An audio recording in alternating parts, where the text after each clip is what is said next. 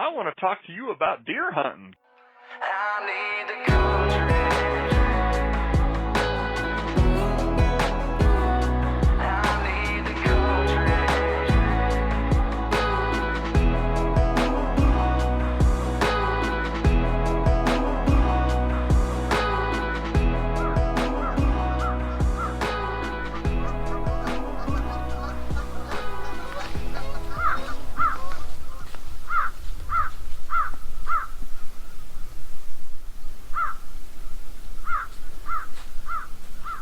Right.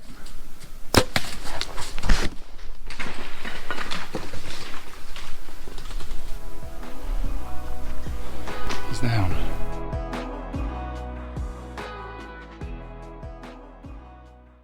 We're just a few short days away from commencing Deer Week 2022. Darren and I took some time to catch up over the phone and preview our days in the woods. I'm your host, Derek DeBoer. Thanks for joining us. I guess to start off, how was the match yesterday? You had a couple of them here in a row, and those seem to be going pretty good for you. It's kind of been the end of the year for your NRL 22 season, is that right? Yeah, so actually the last two Saturdays I've had pretty big matches here. Luckily they were local, so here pretty close, but they've both been real long days. And so I just now this afternoon unloaded my truck from kind of the last two weekends, and that combined with all the hunting stuff I'm trying to get around my basement, looks like a shield's exploded or something down here. It's quite a mess, but the shooting season goes year round. But for our local matches, kind of our local season ends in September, and then the new season starts in October. So we had our kind of anniversary match last weekend to kick off the new year and reward people for the year before. And then yesterday was an ELR, Extreme Long Range 22 match put on by Athlon down here, and I kind of helped them get that organized a little bit and set up, and so it's a good time. But yeah, I'm ready for a little bit of a break. I'm glad actually that those matches happen kind of when they do, because it helps me not get super anxious about having to be in the tree stand right now when I really want to be. So Well, you should be pretty anxious because things are heating up. So we've only got 4 more days, and we got to be out there. Yeah, it's coming up quick. It'll be an interesting week of work. I've got some stuff I have to get done, and so that will probably be good. That I got to get that done before I get out the door. But yeah, it's coming on quick. Not many days left now. Have you looked at the 10-day deer cast yet? Well, first of all, I looked at the regular forecast, and I've been watching that for about 2 months, just since we knew what days we were going to take off. And it kind of went back and forth. And, the last 2 years have been kind of a bummer. We've kind of been on the warm side before some cold fronts hit, and we managed to sneak in kind of on the tail end of that. But so I was watching that pretty closely, and I didn't want to three-peat. I didn't want this year to be the same as the last couple, even though we had some pretty good luck and had a lot of fun. So when I saw the forecast starting to turn a little bit in our favor, I did look at DeerCast, and we've got some good and great days, I think, starting maybe Thursday night into Friday through really next Monday, it looked like. So I'm super anxious. Yeah. I'm glad that we do have that. We've talked about it a little bit before, and it'll help me settle in for at least 4 days of work, like you were talking about. Yeah, and that's like you mentioned, kind of, one of the downsides of the way we've been doing this in the past, picking a week, and that's kind of what we have to deal with because of work and family and all that stuff. That's fine. But it seems like, the last 2 weeks, it's been like the week before has been just nice and cool, and then we get stuck with this crazy hot stuff. And, the deer still move, but boy, it doesn't feel like it's something you want to be out in a tree stand in. So. Right. And I'll tell you, I have never been more overconfident for a season than I am this year. I have no idea where I'm going to sit. I have no idea what the deer are going to do. I have nothing prepared, basically, but I feel really confident that we're going to have some good stuff happen. So I don't know for what that's worth, but anyway, I'm excited. Yeah, so I mentioned I had two questions for us to ponder and then maybe some other things. That is exactly my first question. What are you optimistic about this year that you may not have been in the past or maybe have again? And why is that? Is it any different this year than before? Well, it seems like the last 2 or 3 years, things have changed a little bit for a couple of reasons. I think the way we are approaching this week and just even being a little more methodical about how we approach each stand and each sit. You've had the opportunity to be fairly aggressive on a couple different deer, changing stand locations, and that's panned out. We've just seemed to settle in a little bit more in our mindset and feel like we have some direction to go off of. And then, and that probably all doesn't make any sense, but then just the way some land ownership has changed around us and just some of those circumstances seem to have paid off. You know, none of that was intended to be for the deer, but I think we're seeing some benefit of that. And probably some of our camera management and that sort of thing has helped us monitor a few of these deer and get our hopes up anyway. And I don't know. I think a lot of it's just a mindset thing. I see some real opportunity, and I don't know that I've recognized that in the past. We knew we had a good farm to hunt and some good stand locations. We've been fairly productive, but I feel like the last 2 or 3 years we have more information, and now whether we can actually put that together and make it be success for us, I don't know. But there's just a lot of good information and seeing some results. It felt like maybe before we were doing things, but not really recognizing the results of it or really objectively. We're just kind of tossing it in the wind. And I think finally we're seeing some things that are adding up to what we're doing. And I think that's making me confident. So I don't know. What's your take on it?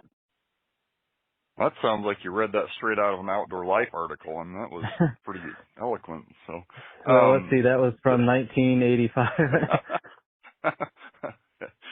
Yeah, that was a good year.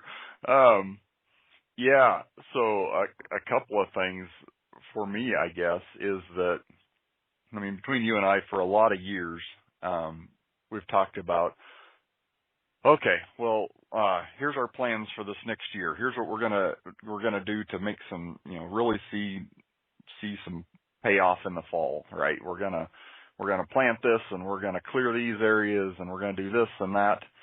And well, what, 2 decades now? Our follow through has been a little inconsistent on some of that, and it's not like we don't want to do that, but man, things get busy. But it seems like to me this last year has been kind of a complete year for that. We found some sheds for deer that we knew were still around early on. We identified some places we'd like to try some food plots. We did a bunch of tree clearing in some areas we wanted to improve. Got those food plots in. They instantly flopped and died, so we tore all that out and put in some new stuff. And now we're actually kind of seeing some deer using stuff that we would like them to use, right? So we kind of put some work into it, and it's kind of neat. That kind of combined with our cell camera addiction of actually now being able to get pretty real-time information on a couple of these bucks, what they're doing, pretty good idea where they're at and what they're doing. You might have noticed this, but we had one camera that, I don't know how many, I can't remember how many cameras I have out, cell cameras I have out now, 5 or 6 or something like that. There was one of them that, probably May through end of August was just blowing up with deer. And then all of a sudden it went silent, and some of those same deer moved clear to the other end of the property and are now showing up on other cameras and haven't been seen since on the other end where they'd been all summer. So it's like, hey, that's pretty cool. We knew where these guys were all summer long. And once that summer range ended, we know where they're at now. That's pretty cool. Yeah, and the thing in the past, we had a couple stands that were pretty productive, and I felt like for me, I would put all my eggs in one basket and be like, okay, this is my preferred stand, but if this doesn't work out, I'm really guessing at where I'm going to sit next. This year, I want to sit on every one of our stands because we've seen Yeah. something good from each one of those. And that's, so like if option A isn't an option, we have an option B or a C or a D. We have multiple options for both ends of the farm this year. And we have seen bucks that we would like to see again on each of those sets from our cameras. So that's added to it. I'm anxious to get out. And again, it'll be a little bit of a guesswork maybe to figure out which stand to start out on, but we've had multiple options. So that's really exciting. Coming back to one other thing, it's something that we maybe haven't had for a few years now is, we did plant some food plots where we've got some green food now when everything else is kind of, all the other crops are going out. And so we have areas where the does are pretty thick now. This time of year where the does are, the bucks will show up eventually, right? So it's like if all else fails, we've got food where the does are going to be. I think that's a definite plus and something that we've kind of worked hard for here in the last little bit. Like you said, we tried and a couple of our food plot trials this spring failed, but we snuck one in and got a couple timely rains and have a couple options now. So I don't know if we ever talked about our food plot ideas. I don't know if you want to share on that or kind of what our strategy there was or what happened with it. Turns out we will probably talk more at some point about that, but turns out I'm really good at getting poison ivy to grow. that's what happened to one of my spring trials. I went in kind of late and just thought they advertise that you can do kind of a no-tiller broadcast. You cut things short and scrape it up a little bit and broadcast a seed on it, and that really didn't work. There was so much brome grass in there. It was dormant when I did the job, but it come up, and then poison ivy was thick in there, and that's something you just couldn't recognize until it was there. It was completely gone until everything budded out, and then it just covered the floor there. So that's a location that I do want to do something with at some point. I'm just not sure what, and kind of missed the opportunity there. But the main one, it's an area of the farm that deer show up on no matter what. If it's fallow, if it's got something growing there, just whatever reason, the deer naturally show up on this area. I call it the knob, and that's what it is. It's got some ravines on both sides and drops down onto the valley on the other third side. And for whatever reason, the deer show up there. So we thought, well, that's a good spot. It's about an acre, so a good manageable size to plant something. And I have a lot of hopes for that area. It's a good established plot now. So we'll see what happens. Yeah. That's one of the areas that you talked about. The does are starting to show up in number now. So that was one we'd talked about. We always wanted to do something up there because it's just a great area and the deer are always up there. And we were kind of discussing like, well, what do we plant up there and how do we get this in there? And Dad said, well, don't buy anything. We got grain sorghum. We got milo seed. I got a whole, couple of bags that's stored. It should be fine. We'll just plant that out there. And so I think it was early June we drilled that in out there. Is whenever that the tornado came through, because we were in the middle of that when the tornado rolled through. And so we plugged off half of the rows in the old drill and tossed in some whatever seed we could find, drilled that in there.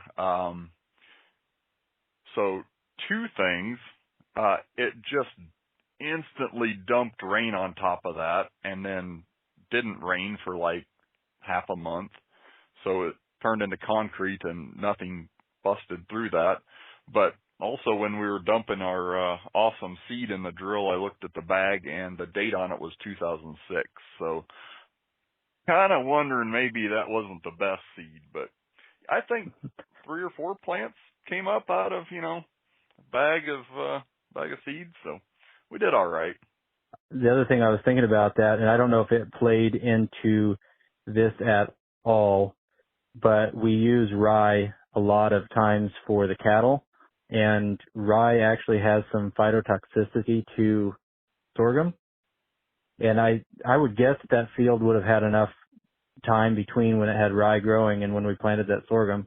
But that's something to figure out when you're planting different seeds and stuff, figure out what was planted there before and if it'll have any effect, because that would be a bummer. Like had we actually bought the seed and figured Right. out, Yeah. oh man, the crop before this made the soil toxic to it and it's not going to grow. So Yeah, that would have been a bummer, but for and 16-year-old free seed, I don't know that I should have had any other expectations, but boy, I sure was expecting an acre of 4-foot tall, red hard sorghum that the deer would just be antlers poking out everywhere in it, and I was a little crushed when it didn't come up, but oh well. yeah, at some point we can try again. So that's the fun part of it. The deer hunting is a small part of the whole experience, right? Actually, even taking one is the even smaller part of it. It's kind of the whole year-round package, and that's what really makes that fun. And you and I both grew up in the farming and on this land, and so it really makes you feel good when you put sweat equity into something, and whether or not the deer show up or it grows or whatever, but it sure makes it feel like you're doing something about it. So that's pretty cool. Like I mentioned, in June, we had a tornado go through real close to the farm, and actually the week before that, or just a couple of days prior, some crazy straight line winds that just really tore up a lot of the real big trees and places that we had consistently seen deer before. And there's one location where I think you and I have shot most of our deer that had kind of been the same landscape our entire lives. And now all of a sudden over the summer, these huge trees are all down and it looks completely different. And it's a little sad, but it's kind of like, well, it'll be really interesting to see what the deer do now. And I was actually really happy you sent those pictures yesterday or whenever that was, because the bucks are still moving through there. It'll be interesting to see where exactly, but they're still there. In reality, it probably improved their habitat tenfold, but there's not a suitable tree stand tree within 60 yards of that spot where we're getting the pictures. So I don't know what we'll do. Yeah, that was a little sad. There's a couple of those stands that, boy, there's not much back cover anymore, but I'm looking forward to seeing what it's like. It'll be interesting. Probably kind of already touched on this, but is there anything different this year than last year or the year before in your approach, your attitude, your stuff you're hauling in, what you're going to be doing? Is there, one thing that stands out that's like, hey, I'm going to try something different this year? Well, the easy answer is I've got a GoPro this year. We've tried the last couple of years to get back into the filming aspect of this, which I've had a blast with. It's quite a bit of work. I say that it's nothing more than downloading videos at the end of the day and charging all your cameras. That sort of thing. That's not really very strenuous, but it's more than just making sure your camo and all that stuff's ready. So I wanted to get a good action camera mainly for the shot, because I haven't been real great at getting the actual camcorder ready for a shot. And then what do I do if the first year I tried to video in 2020, he got by me. By the time I decided to shoot, he was out of frame and missed the shot. Well, almost missed the shot on camera. I barely got it in the corner. I have another little camera, but I wanted to upgrade that and have that on my bow so that I actually get the shot on video, because I think that's helpful to review the shot, because it's sometimes difficult to remember where you actually hit the animal.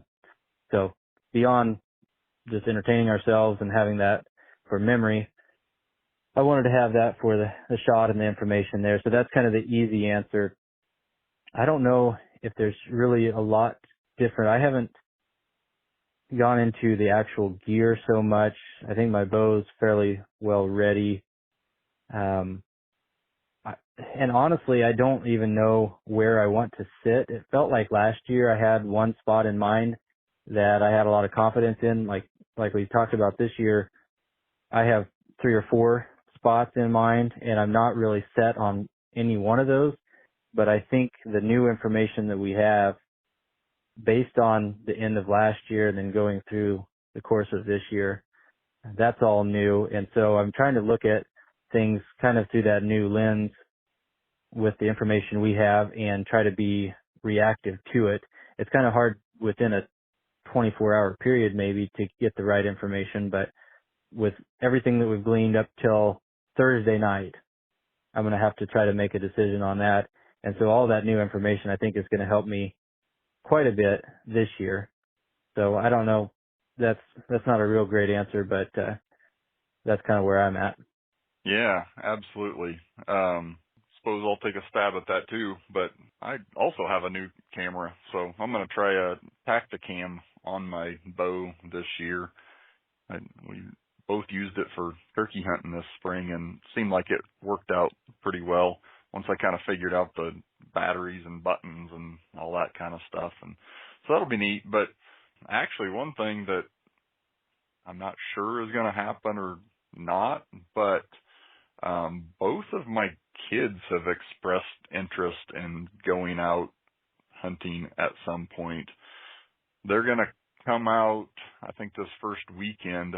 So depending on what they're feeling like, there might be an opportunity, a morning or an evening, more likely an evening, where one of them come hang out in the stand with me for a little bit. So that's super exciting because neither one of them ever been out actually hunting before. And I bought a couple of years ago, like at a garage sale or something, camo and stuff that's kid size, and it fits both of them right now. So that's pretty cool. But I'm looking forward to them both fighting over who gets to go because I've only got the energy to wrangle one at a time. But it's kind of one of these things like, oh man, this is what I've always wanted to do, right, is get my kids out. We have a handful of 2-person stands, and I think they do good there. But it's like, there's deer I really want to hunt, and I don't want to mess that up. But how do I weigh that with how cool would it be if my kids got to see deer up close? Even better if it was like a decent buck. So I'm still trying to figure that out in my mind, and I don't have any illusion that they're going to want to set for like 4 hours or whatever. So it's like I got to find a place where I can sneak in hour and a half before dark, and be best if we actually saw some deer so they don't lose interest right away. But kind of excited about that. So hopefully that can happen. I have 2 more thoughts on that question. I forgot I picked up a package of nose jammer spray and body wash and that sort of thing. So I'm going to try that out this year, see if I can help scent control. I don't know that I've had any real bad luck with scent control, but you can definitely tell when deer get your scent. Was that related to my kids somehow? Because they could use no, that. well, you can sure use it. No, there was a little outdoor shop here between home and work that opened up, and we stopped by one day. The kids needed to use the bathroom, so it is kids related. And I thought, well, this is a good excuse for me to run into this store. They can use the bathroom and I can browse around. And they had a bunch of really cool stuff, and that was just the one thing on their shelf that I thought, well, I can use this immediately. And I didn't even have, I didn't have to weigh whether I wanted to purchase it or not. It was an easy decision. Kind of wanted to try it out. So I'm going to break that open and try that. And I'm super excited for you to take out the kids to experience that. I took Harper out, our oldest daughter, last spring for turkeys after you and I had tagged out. Kind of a similar situation. I had some camo at Walmart on sale and 2 different sizes, but it fit her, and got that for her birthday. And then I told her we'll go out for turkeys, and I was hoping that at least we'd hear them gobble, because that's kind of exciting to hear them fire off in the morning. And it's hilarious because when you're with your kids, like early in the morning, well, first of all, we were late getting out, but you're walking through the grass that's wet with dew. Her feet were cold. She was tired, and she was voicing all this. She's like, Dad, I'm tired. I'm cold, my feet are wet, and you just want to suppress all that, but then you think, oh, I feel the exact same way. I'm just not saying it out loud. I'm cold, I'm tired, Yeah. I'm bored, so Yeah. it's pretty hilarious to have them narrate our feelings because we're feeling the exact same way. We're cold and kind of miserable until we get fired up out there. So. Yeah. Yeah. Well, and I was kind of thinking about it. The reality of the situation is like they're only going to be able to be up there for a day and a half before they have to come back. And there's 2 of them, which means there's going to be potentially 2 mornings and 1 evening that they could be around. And it seems like to me that like for the first time out, going out on an evening where it's like it's light where you're going out so they can see what's going on, they're not falling in the hole and whatever. And then there is a defined end to your hunt. Like once it gets dark, it's done. So there's no more of these open-ended questions, when are we going in? When are we going in? When are the deer coming? It's like, well, once it's dark, then you're done. Where you go out in the morning, it's like, well, I want to stay here kind of all day, but I know once the sun is up and there's no deer there, they're probably going to lose interest pretty quick. So I got to figure out how I'm going to do this without disappointing one or the other of them, but still trying to have them see something. Yeah, well, we'll both be going out, so there's going to be a couple opportunities. And I think that's a great strategy, too, because sometimes in the early morning, even for us, it's hard to see what's coming in. And Yeah. in the afternoon, when a doe or a buck, whatever's coming in, it's usually still pretty light out, and so they have a good chance of being able to see them and latch onto that rather than missing out on the opportunity. So I think that's a good strategy to try the evenings out. Kind of excited about that. We'll see. They both seems like if once kids get the hang of focusing binoculars or something down, all of a sudden they're really interested in stuff because they can look at stuff and they can see things and like, oh, this is cool. Get your kids binoculars, people. They're good for them. Or a spotting scope. That spotting scope you brought up the other day is handy because we look at the moon every night. Yeah. It works really well. Yeah. So I got to remember, well, you can keep it as long as you want, but Hudson's Scout, my youngest son, his name's Hudson. That's fine. My son Hudson, he's in Cub Scouts, his 2nd year now, I guess.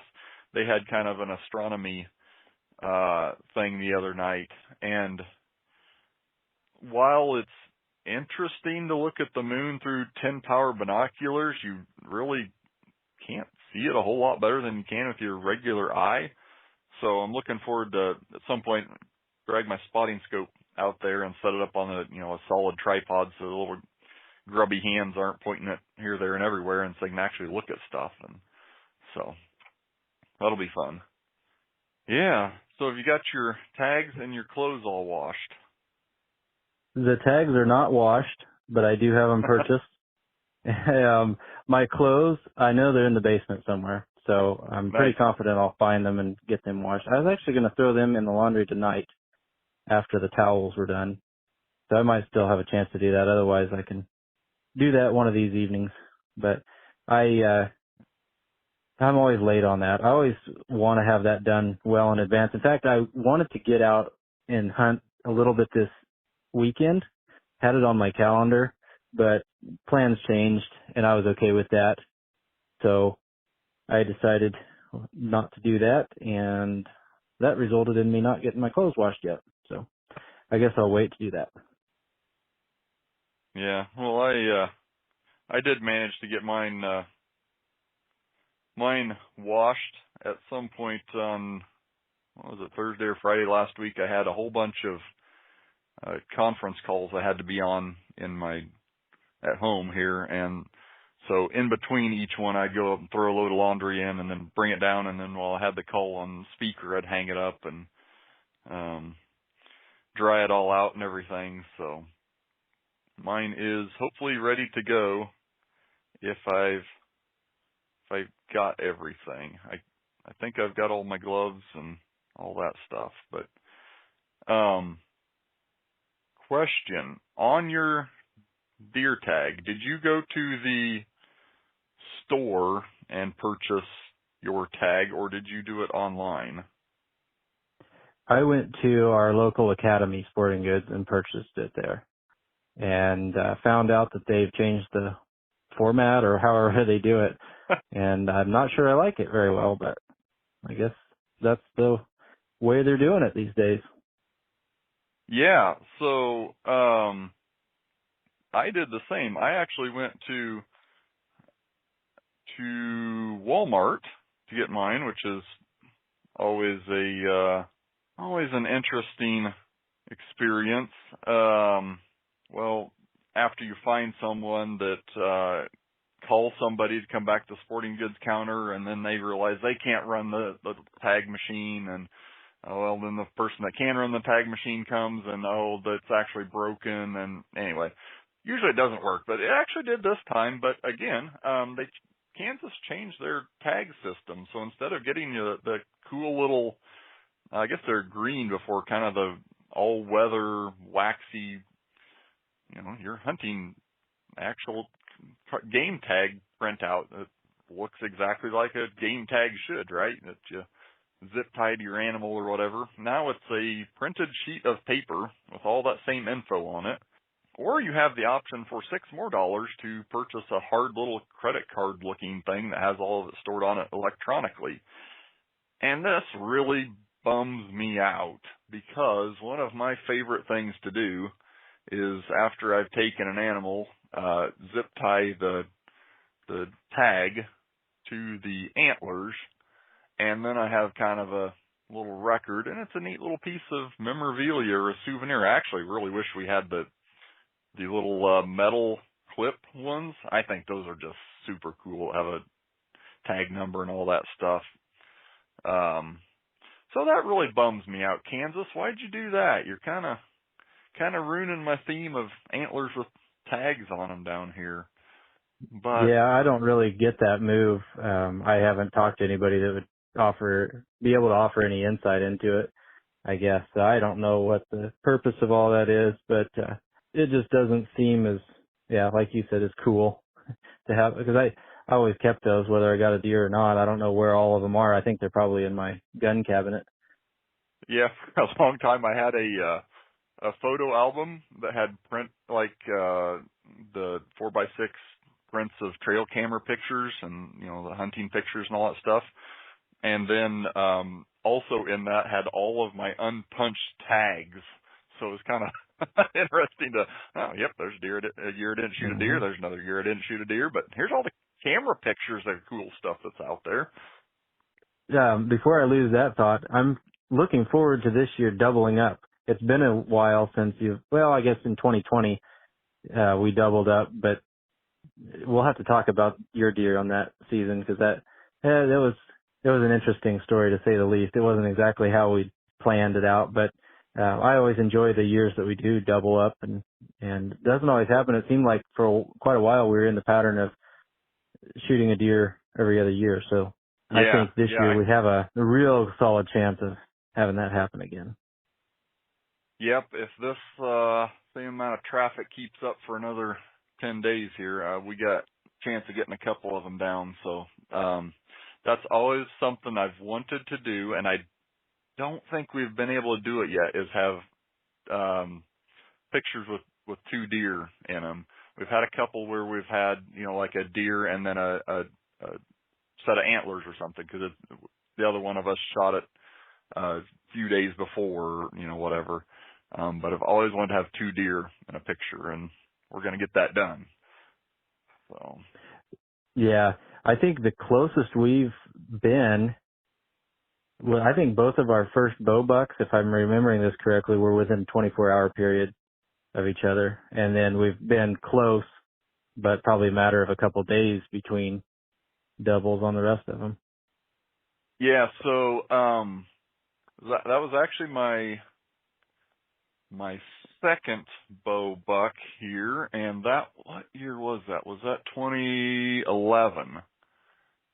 Yeah, okay. But yes, you are correct. They were within, I guess it was 24 hours of each other, and I can't remember why we didn't get pictures with both of them together. Did you take yours to the I'm guessing right I away? took mine to the I'm guessing I did, but I don't remember that for a fact. Yeah, and I'll have to go back and look because at least I would have had a picture of both of them in the tree together, but boy, I'm going to have to go back and look. Yeah, that was the closest we've been, and we need to do that again. That would be pretty cool. Going back just a second, also on my rant about Kansas Department of Wildlife and Parks, actually this is pretty cool. I'd be interested to see if you got this. So a week or so ago, and the timing of it's really odd. Did you get a Kansas Bow Hunter Daily Diary Observation of Wildlife in the mail? No, I didn't. So, yeah, it was like 10 days ago, I got a manila envelope in the mail from the Wildlife and Parks, and there's a couple of things in it. One of them is this deer hunter report card, and I'd actually got this in an email link all the years before, and I'd filled it out. So basically it's this, how many days of each season did you hunt? What kind of land did you hunt? What units? How happy were you with your hunt? Did you shoot stuff? Did you actually buy a tag? If you shot something and didn't buy a tag, can you please come visit us at this address sort of business? So that was shoved in there, but there's also like it's 4 loose leaf pages in here. Most of it's instructions, but it's this bow hunter daily diary wildlife observation document.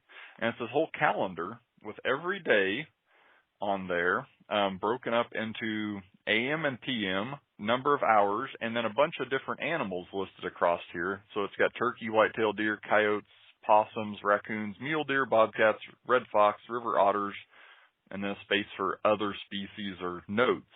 So it wants you to fill out, so say you hunted, whatever today is, October 30th, there's an AM and a PM.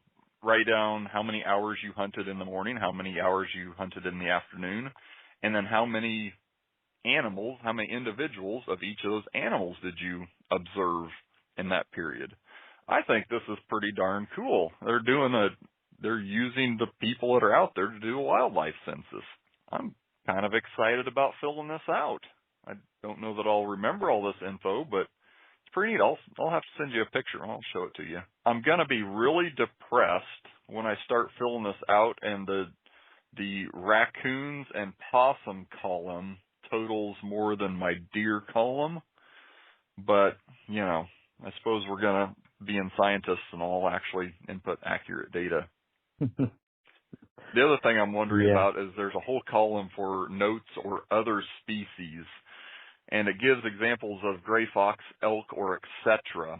So, can I put horses in there? Can I put anything that I want? I'm going to have to think on this a little bit. I'm going to have to get the ID book out and take it out there with me. Yeah, boy, they're going to be really over the moon when I take my Birds of Kansas book out and I start tallying all the Jotting them little down. warblers and like I don't even know what this brownish green bird with a purple wing. Really noisy bird. The other interesting thing that I just thought of right now is, so they sent this out to me, actually 2 parts.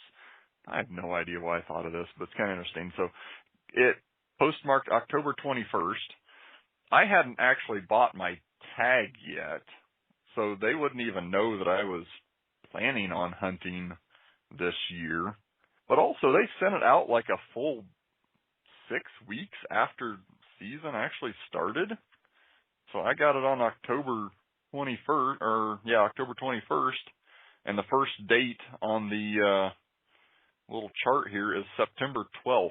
So I can go ahead and throw away like the first 2 pages of this because I didn't even have it by then. So how was I supposed to know keep track of stuff?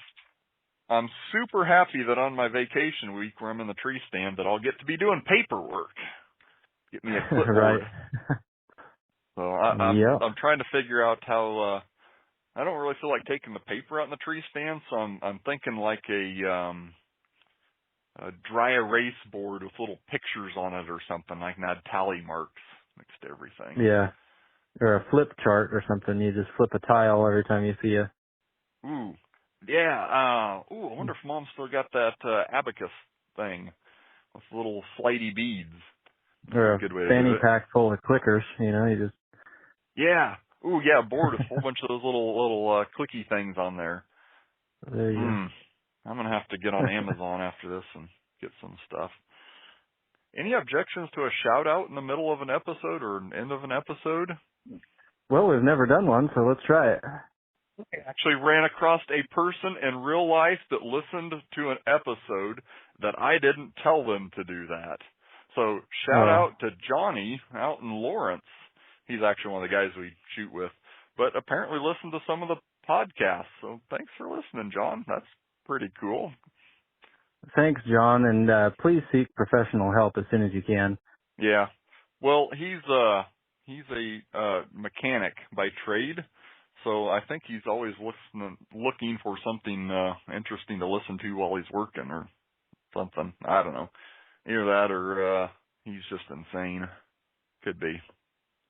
But Yeah, it's been kind of fun to track. I don't know if there's a great way to actually track who listens to this, and we're more or less doing it to entertain ourselves anyway. But there have been a few people from Canada, welcome Canadian friends, and quite a few just sprinkled all across the U.S. so far. So that's been pretty neat. I don't know if I'd be able to get him on here because he's a busy dude, but my line manager where I work, he a couple of weeks ago took him and some friends took a trip to Canada somewhere. He told me, I forgot, and hunted geese. And he was telling me a little bit about that. I guess they would drive around scouting for places to set up in the morning. And they were looking out the window and, oh, there's some, he'd tell them, oh, there's some geese. And they'd look, well, how many? And they're like, well, there's a couple dozen. Like, nope, not interested. And like, when you see a field with 1,000 in it, that's where we're going. And they just scream all around the country in their pickups, finding fields that just had thousands of geese. Like, all right, that's where we're going to go. And they'd go set up in the morning and the first 10 minutes, they'd have all their, however many geese they could shoot done with, fill up the truck, haul them back to the lodge, and then spend a couple hours cleaning geese. Like, they got that figured out. I could probably handle that kind of goose hunting. Yeah, that sounds like a good time. I don't know what I'd hunt in Canada. It seems like it's awfully cold up there for a lot of things, but I'm sure they're nice people. Yeah, it'd be a fun trip. I think I'd like to go fishing up there sometime, but if they have mosquitoes, anything like I've heard they do, I'm not sure I'm up for that. Yeah, that would Maybe be that's an awful lot Minnesota. of Minnesota mosquitoes are no joke. It'd be interesting because I've experienced Minnesota mosquitoes and I've experienced Alaskan mosquitoes, both of which are on the opposite end of the spectrum of awful. Because Minnesota mosquitoes, you will absolutely drown in the volume of them. There's so many of them. And then Alaska mosquitoes are so big that it only takes like 3 of them to actually drain all the blood out of your body. They're slow, but man, they're enormous. I don't know what the Canadian ones are like. I assume they're maple flavored or something. Probably. Anyway, no offense to our Canadian friends. We love your syrup. Well, those were the 3 things I had written down. I don't know what you got going on. Well, I came very unprepared. I don't have anything written down. I will throw one other thing out here that is completely unrelated to anything except for deer that we're doing as kind of a people engagement thing at my work. We're taking volunteers every month to present on some topic of interest. Really no limits as long as it's somewhat friendly for the office. And I volunteered to do January, chose to do something about white-tailed deer, and so I've kind of been throwing together, nobody else that I work with hunts, and then we got people that know a little bit about biology and ecology and all that kind of stuff. They're all smart people. So I started putting together this presentation, and most of it is trail camera pictures or pictures I have taken just wandering around out in the woods. And it is amazing looking at just snapshots of animals, how much you can tell about what their life is like. I was looking at a lot of these, and they kind of got to one Well, I have a little bit of a sequence of kind of one same buck through the different years, antler morphology. Well, that makes sense to us that have hunted them forever. We know they kind of keep the same genetics and the same shape a lot of the times, and minor variation year to year. But you can just look at pictures and you learn about that. I've got a whole bunch of them with injuries and abnormalities and stuff. Like, this is all stuff we learned just from our trail cameras. How cool is that we can just have pictures and learn about stuff? That's pretty neat. I'm sure nobody else is going to care, but I kind of went down this huge rabbit hole, and now I'm going to have to trim this way back because I got way too much stuff on here. Speaking of injuries and abnormalities, that brings to mind one of our deer. Have you noticed the broke foot buck has been back this year? He has a foot that's like twisted backwards and healed that way, I guess.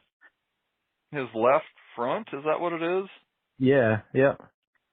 And he was a pretty small deer last year, and it doesn't look like he really put on much size. Right, he didn't as far as his rack's concerned, but it's kind of neat that he's back. Yeah. Well, and if you didn't see that foot, he would look like a perfectly, from the camera, from what you can tell on that, looked like a perfectly healthy, 2.5-year-old deer? Right, yeah. And that's just amazing that, with that messed up mobility, that he's looking that good. That's pretty crazy. On your note of making observations, I guess one thing, this probably answers one of your questions, but I've made an effort to go back at least since September and log most of our buck pictures into a spreadsheet, noting the date and the time, the location, the temperature, wind, all that good stuff, because I've heard people do that and can pattern deer. Well, what I found out with the handful that we're actually interested in, it really wasn't wind or temperature dependent when they were showing up, which leads me to believe they're bedded pretty close to that area. It seemed like it didn't matter, what was happening, and they were showing up on, a 3 or 4 or 5, whatever day interval cycle through there. And I thought, you know what? I think they're just bedded there, and maybe the wind determines what time of day they come in, but it's just all across the board as far as wind direction. So that makes me feel really good. If they're bedded tight, I know they're going to be running like crazy here in the next couple of weeks, but it feels like we're onto something. We've got a couple deer that are kind of homebodies there, at least during the majority of the year, and we're not just counting on something random running across the farm. So that feels really good. Yeah. So 2 observations on that. I actually have that sheet open, so thanks for sharing that on our Google Drive. I'm not telling anybody the password. I knew I should have password protected that. I tried to select all of the cells going across and drag down to forecast the date out, and that doesn't work. So just FYI, Excel's got all these really cool features in it where you can do that, but it doesn't work on the deer notes, I guess. So I guess. Huh. Thought I'd discovered something I could sell to the the Drury's, that if you take your deer notes and you just drag the cells down, it'll populate out in the future. No, it's not working. Doesn't work. But also, you mentioned trying to piece together the deer activity over the past couple of months. I know you're a working class bow hunter podcast listener. I don't know if you've listened to any of the recent ones, but they've talked to several people about this idea of the October lull. Buck activity just stops in October. And the idea, a lot of them have the kind of stance, well, that's nonsense. I kind of wasn't so sure I was agreeing with that, because if you just take subsets of our data that we have, our trail camera pictures, if you look at one camera at one end of the property, October, the bucks stop showing up at that camera. But a mile away down at the other end, that's where they're at. So it's not like the bucks aren't doing things. They still live there. They're still doing deer things. They still have to eat. All that. It's just changed a little bit from your observation point, right? So it's not like they're not still there. They still have to be there. They still have to eat. They're still around. October seems to be that time where that changes a little bit. And if I was only hunting the one end of our farm early, looking at the trail cam pictures all through the summer, and then I go out there end of September and there's no deer there anymore, I'd be really bummed. But if I go again mile the other direction, that's where they all ended up. The deer are still there. They're still doing deer things, but we just have to kind of change our perspective on what that might be. Yeah, and I do listen to a lot of that, and I agree with your take on it. I don't have a lot of this figured out, so there's a couple things that I think about, at least for our farm. In that period that we're talking about, there's a lot of farming activity and things changing. Like, so for us, we're pulling cattle out of the pasture and putting them closer to the barns on fields that have either been growing crops or up to that point been fallow, and now they're being planted. So things are changing on our farm. Thousands of acres of corn and soybeans are being harvested around us. So where you saw summer bachelor groups of bucks, all that's being harvested and taken out. So much is changing, and you almost feel like that pressure is, well, the deer are just kind of standing back and figuring things out again. Because I feel like we see an immediate change when we pull the cattle out of the pasture on the cameras, the pasture cameras anyway. You see an immediate change. You start to see those deer kind of loosen up and become a little more visible. And then like the cold fronts that everybody watches for, in my mind, I'm waiting for that like October 15th plus or minus a couple days cold front. It seems like there's always a little cool down, and we get kind of a flush of activity then, and then it slows back down. And then here, like 25th through the end of the month, usually you get another one. And that seems to be that last one of October actually for me is huge as far as like when we're road scouting. We just always do that. We're always driving the roads, just kind of seeing what's out there, getting the big picture, I guess. And that last 5 or 7 days of October is usually really productive in that way. Yeah, it always seems like I've got the same kind of perspective. It's like the week before Halloween or so, things really start kicking in. And if you could get a good front moving through there, you're going to see a pile of deer. And we saw that this year, right? Well, I guess it was two weeks before Thanksgiving. There was a real good front came through, and just bucks were everywhere on the cameras all of a sudden. And then it got, hot and dry again for a little bit, and activity slowed down a little bit. But it's getting to be that time of year where no matter what the weather's going to be, they're going to be out and cruising, because that's what they're doing right now. But it is nice when it actually feels like deer hunting weather. Yeah, one of the things we're going to have to probably react to fairly quickly is figuring out where the scrapes and stuff are. I snuck down yesterday afternoon just to check the 2 cameras that aren't cell cameras, pull those cards, freshen that up so we get good information this week, and kind of cruise to a few spots where there are typically scrapes. And I only found one, and it wasn't really pounded out very hard. So there's a lot of development to happen probably this week. But man, it's going to warm back up here for 3 or 4 days, and I just don't know that they're going to really be hard at it until this weekend, which is kind of the perfect storm for us. If we can arrive out there, everything's fresh and clean. I feel like we've done a pretty good job of staying out of the woods. So I think it's going to be pretty good this coming weekend for us. Yeah, so I'm super excited. This is the first time in a lot of years where I've looked at the weather forecast and not been depressed for it a little bit. And, you take a whole week's time, almost always there's a couple of days in there that are going to be decent.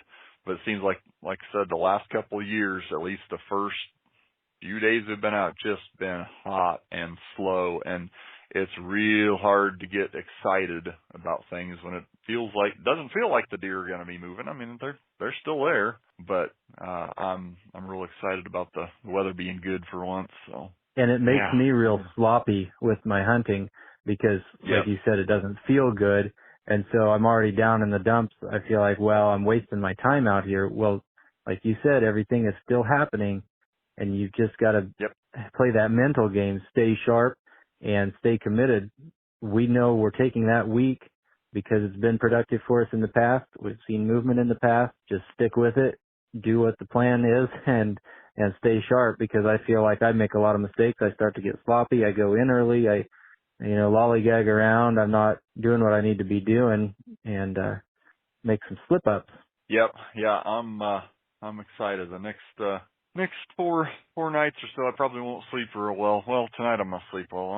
I'm tired, but next couple of nights I don't know about you, but this time of year I have dreams of getting ready to go out in the stand and I can't find my arrows or something. It's always something like that. I'm late or I can't find something, and boy, those aren't real restful nights. Yeah, I agree. I have the same kind of dreams. I'll probably be up all night Thursday night doing laundry the way the way I operate.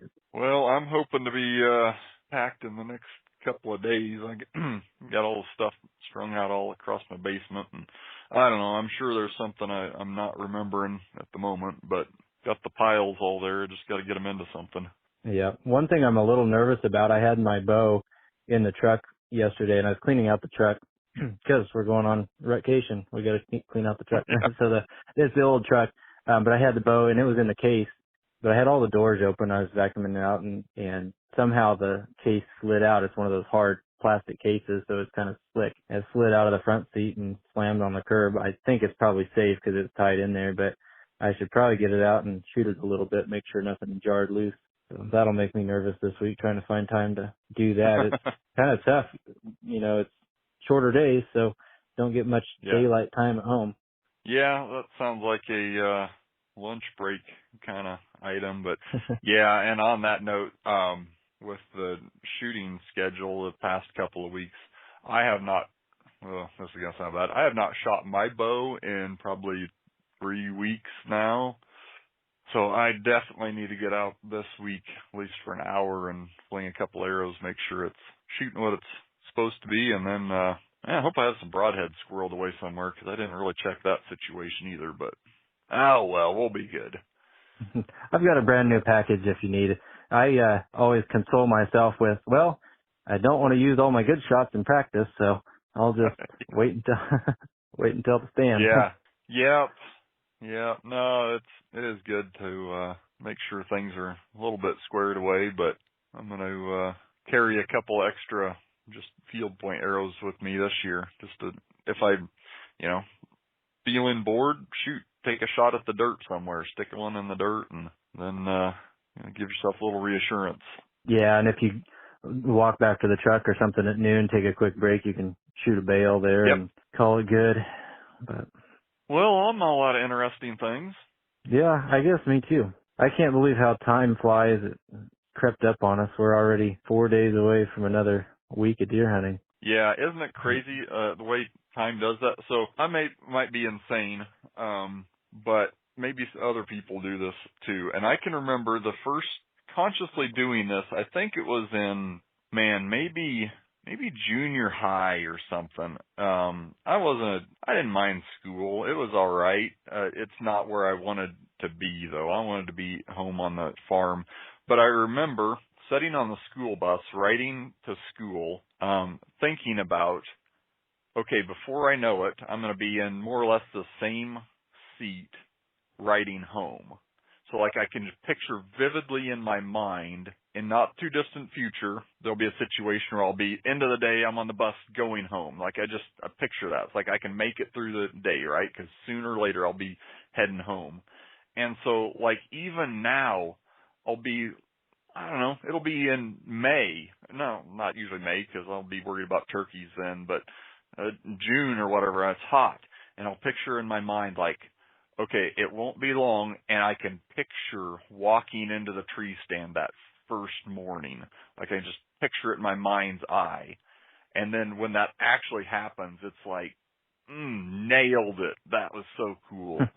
And, you don't want to wish away time, but it is one of those neat things, like you can picture that event happening, and I think my brain's just messed up, but. Yeah, I do the same thing, and I was talking to a customer the other day. I figured he was a hunter because I saw some racks in his garage there. The garage door is open, so I kind of weaseled my way into a conversation, asking him about that. And so we got to talking about it, and he was talking about setting up stands, of course, in the summertime and taking pictures while he was there. And he and I didn't get to talk about it, but you and I do this exact same thing when we're setting things up. Take pictures all the way around, like panoramic views, individual pictures, video, whatever it is. because I find myself going back and looking at that, and I'm like, okay, in this shooting lane, if this deer comes from left to right through the shooting lane, how am I going to move the camera? How am I going to get my bow? How am I going to situate myself? If he's coming right to left, how am I going to do all this? If he's coming through the other shooting lane, I picture all of that multiple times for all of our stands if I have pictures. And I think that actually helps everything when you're sitting there for your first sit. You're already going through all these scenarios, so there's a comfort level there. You don't have to figure all that out. And I think that's been really helpful for me here in the last couple of years too. It's funny you mentioned the antlers in the garage. We live in a neighborhood here in town, and it's not small town USA, but it's fairly close to it. And a lot of times I'll walk around the neighborhood just walking, and it's the time of year now where it's nice in the mornings and nice in the evenings, and a lot of people have their garages open and they're doing things. And I'm always feeling like a creeper because I'm kind of looking in people's garages, see if they've got antlers in their garage. And there's a fair number of people around here that do. And I've yet to figure out a good way to not sound like some kind of psycho stalker just walking up to them and, hey, I want to talk to you about deer hunting kind of thing. I want to be your friend. That's really going to think I'm insane then, but I do like seeing people's antlers in their garage. My wife, I know for sure, is going to give me heck over that because she likes to drive around, her and her family likes to drive around the holidays and look in people's like front windows and see their Christmas trees and decorations and stuff, and I always make fun of her for being a weirdo creeper and doing that. But yeah, I do the same thing if people have garage antlers. Yeah, it's really their fault. They need to put them out on the porch so we can see them.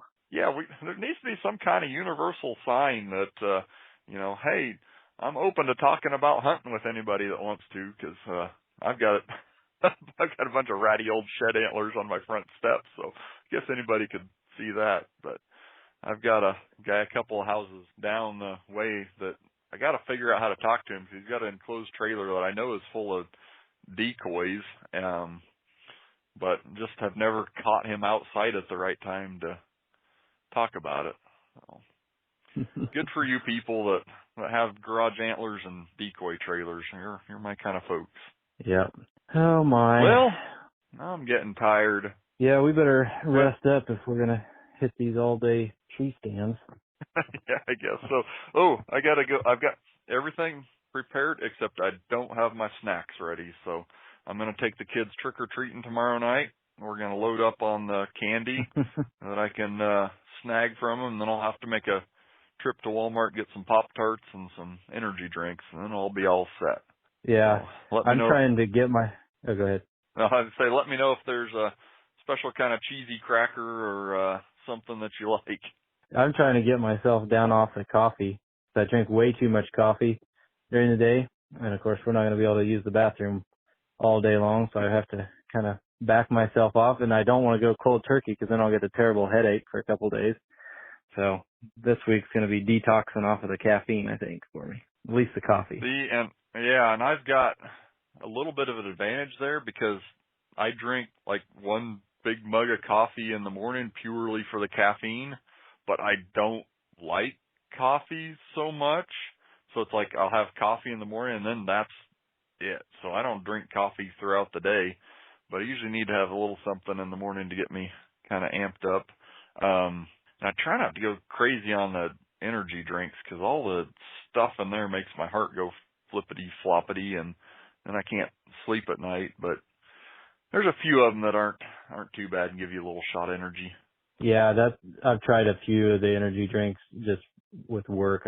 I get to the point where the coffee wears off, so then you need something in the afternoon, and that's a really bad idea because, like you said, then you can't sleep. And after 3 or 4 days or a week of that, you're just not getting any quality sleep, and that's terrible when you're hunting. You're not getting as much sleep anyway, and that's just kind of crazy. But Yep. Well, it'll be fun no matter what. I can't wait, and knowing what's out there, that's always the thing. It's like we have a pretty good idea what's out there, but there's always a chance of, and it happens every year, stuff we've never seen before shows up. Even if even if it's just passing through, it's like, hey, that's pretty cool. So pretty excited about that. Bring it on. I'm excited. Absolutely. I'm going to go to bed. All right. Me too. We'll catch up with you in a few days. Awesome. Thanks again. Have a good evening. Yep. Same to you.